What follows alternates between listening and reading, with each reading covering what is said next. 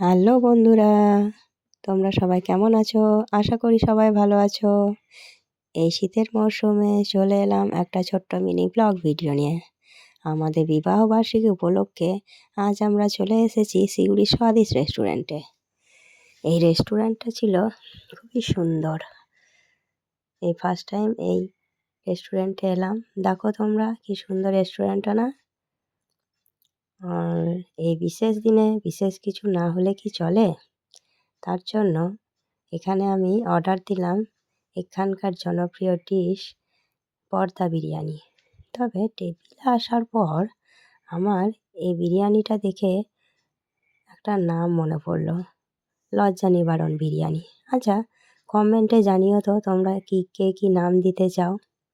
তবে একটা কথা না বললেই নয়, এই বিরিয়ানিটা দেখছো না, আমি খাওয়াটা কিভাবে শুরু করব বুঝতেই পারছিলাম না। তবে যাই হোক, খাওয়াটা শুরু করলাম। দেখো তোমরা, খাচ্ছি।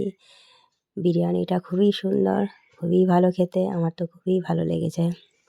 আর এই লাল লাল এটা দেখতে পাচ্ছ, এটা কিন্তু পেঁয়াজ। এই যে তোমরাও যারা যারা এই বিরিয়ানিটা খাওনি, তোমরা ট্রাই করতে পারো, খুবই ভালো খেতে।